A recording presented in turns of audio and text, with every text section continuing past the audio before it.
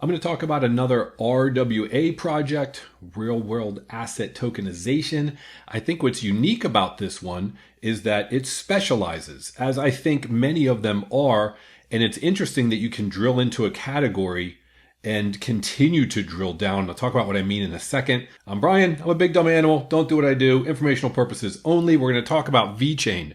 First, if you don't mind, hit the like button if you enjoy this video at any time. Hit subscribe. That'll really help me out. You'll get more of my videos. And I always have to say, I have the school community where we've got classes to teach you everything about crypto and also discussions on crypto. There's a link down below for some courses like how to achieve a 25x, etc. Let's talk about VeChain. So VeChain, I've actually had quite a few people comment on it or put it into comments to me. I don't own this one, pure transparency, and that's not a endorsement or a non-endorsement, I should say, because it's always interested me, and I do think it's very interesting. Don't own it at the moment, could change. Essentially, a layer one in RWA. So if we look at top layer ones in terms of market cap, VeChain comes in down here, number 43 of all crypto. It's number 43 by market cap. In terms of layer ones, I don't know, it might be like 25 or so. In real world asset tokenization category, this is on CoinMarketCap, it looks like it's here as number 6. Now what's interesting is some of these other ones like a Chainlink, an Avalanche, Stellar Lumens, Hedera, those top 4, they do so many other things. VeChain is specific, from what I can see, to RWA. Ondo is specific to RWA. So they're pretty high in terms of market cap. If we look at their tokenomics, and let's look at the exchanges. They're on Binance, they're on Base, so they're on the 2 largest exchanges and all the others. That's not a problem. That's always good. That means that if you want to be able to buy it and sell it, it won't be a problem. It's a top 50 crypto. It should be on all of those. When it comes to tokenomics, this is great. All of those tokens, all of the supply is out. So the market cap and the fully diluted value match, $2.5 billion. So you don't have to worry about a bunch of tokens being dumped on the market. That's great as well. Let's talk about VeChain. You go to their website. They call their main layer, they have a name for it, VeChain Thor. And it's been out since 2018, meaning their mainnet. So they're not in a testing phase. Not only are they in mainnet phase, but they've been there for, I guess, about 7 years. And just this year in 2025, they've done a major upgrade to address some of the issues that people have talked about, not as decentralized as people would like and that sort of thing. They call it VeChain Renaissance. It has 3 phases. The first phase has already, I believe, been implemented to help with EVM compatibility. So, and then they've got 2 more phases coming up as well. You can see here just recently, they noted that they've added Dana White, and I think they added a Nobel Prize winning physicist as well to their advisory board. I'm not sure why you would add Dana White. Well, obviously he's a great marketing individual, other amazing attributes, I'm sure, of what he can bring to the table. It's just interesting for a chain, but I guess they're thinking marketing and they're thinking pushing this out there to the world. So good for them. You could also, I guess, take him to a sales meeting. He could say, look, you're thinking about using our product. You're thinking about using our competitor's product. Here's what we're going to do. We're going to put the competitor's sales guy in the ring. We're going to put our sales guy in the ring. 3 rounds, 2 minutes each, knockout only. Whoever comes out and hasn't been knocked out, that's the product you're going to buy. Great idea. Now they have this other thing. I'm just going to mention it briefly. They launched what they call V Better. If you notice the fact that everything starts with V, VE, B3TR, it's actually a coin that's listed. And the idea is to be more environmentally friendly. You can use these various apps and you can gain these other tokens. It works on the VeChain. But let's talk about the VeChain. Generally speaking, their Twitter account, here's a chart of someone posted regarding the fact that they're one of the top when it comes to development activity growth. That's great. So you're seeing that they've been around for 7 years with their mainnet. A couple positives here. Been around for 7 years. Adding a physicist and a great marketer and business person to their advisory board. Upgrading this year in 2025 on all the major exchanges. All of the tokens are out. And when we talk about RWA, what's interesting to me is that you start from a layer 1 and you say, these are all the layer 1s. How can they all possibly survive? Well, many of them have realized they need to focus. They need to focus in specific areas, not just for marketing purposes, but I'm sure when it comes to RWA, there's a big difference between the regulatory climate and the rules and laws you've got to follow when you're tokenizing securities, which might be completely different than those you've got to follow when you're tokenizing real estate, and very different than what they do because they're specific to supply chain. And I think this is what makes them very interesting.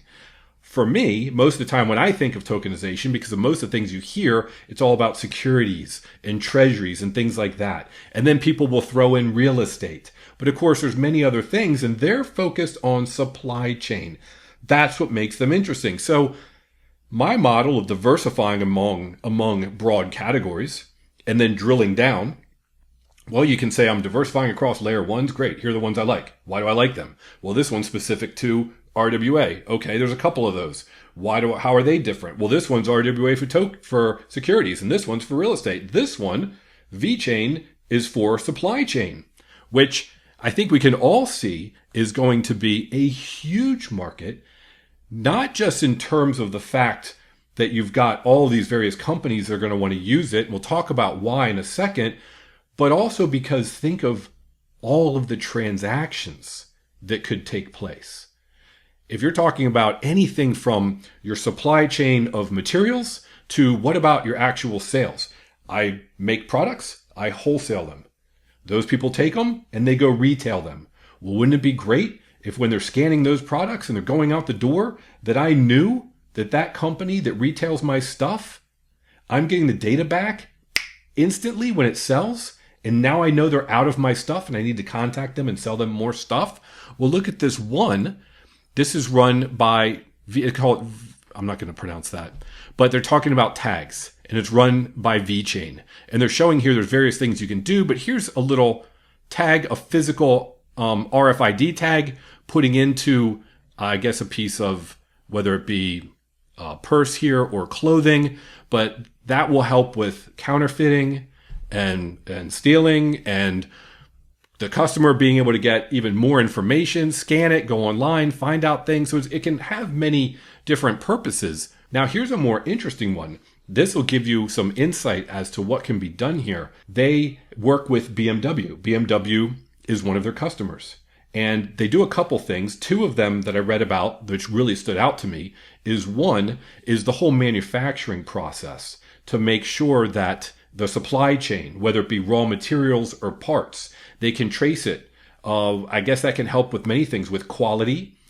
If you've got certain things that have gone bad, you can trace them down to, well, which cars did they go in? Where did those cars go? Who are the customers that have them? Or you can go backwards the other way. Where did those parts come from? Maybe you've got certain types of alternators, and maybe they come from 3 different companies. And you can instantly say that, wait a second, stop. The ones that are having problems have come from that company. And maybe they only came during a certain month. And maybe it was a certain shipment. Maybe you can go to the warehouse and just keep those boxes, throw them back on pallets and send them back and say, that month's group of alternators from that company is bad. Just to give you an idea. So it's interesting what they can do throughout that whole chain. Here's another thing that BMW has done. They have an app so that there's less fraud in the resale market.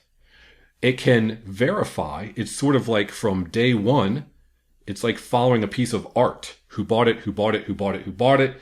You have the whole provenance, and you know that that piece of art is valid because you can trace it all the way back to when the artist made it and who they sold it to and where did it go. Well, they're doing the same thing with BMWs. Wait a second, there's a mileage gap.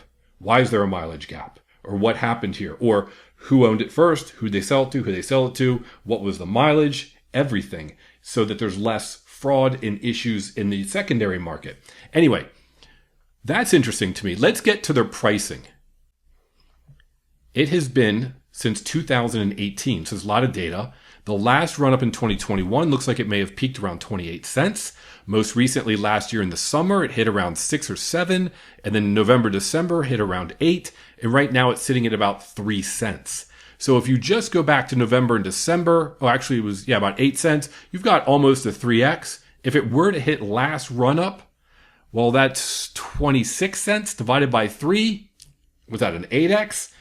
Now, who knows? I wouldn't compare it to 2021. Who knows what the market was there, how much, there's so many different competitors and that sort of thing. But they've been around for a while. They've got a mainnet. They've got customers. You can't get farther along really in the process of a cryptocurrency maturing than this, right? So let's just recap. VeChain, Layer 1, RWA real-world asset tokenization specific to supply chain management. They're on the major exchanges, the two largest, Binance and Coinbase. No problem with selling in liquidity. Tokens, all of them are out. No problem with a whole bunch being dumped onto the market. They've been around for 7 years. They've been in their mainnet for 7 years. They have customers, enterprise adoption, using it like BMW. They're currently at 3 cents. They were just at around 8 to 9 cents November, December. That's a 3x from here. I believe that this is as mature of a crypto that you can get right now. And it's ticking all the boxes. It might be one that you will want to take a look at, considering the current price and its previous price action. So take a look at VeChain if you're interested. I think it's one that could possibly do extremely well. And considering the enterprise partners they have and the solutions they've come up with, like BMW and supply chain management and tags for counterfeiting clothing and things like that, it looks like they're going to be around for a long time. I would say, as they are a top 50 coin, that there's a pretty good chance that if this market does at some point implode and a lot of these cryptos get wiped out, I personally would believe that VeChain will be left standing.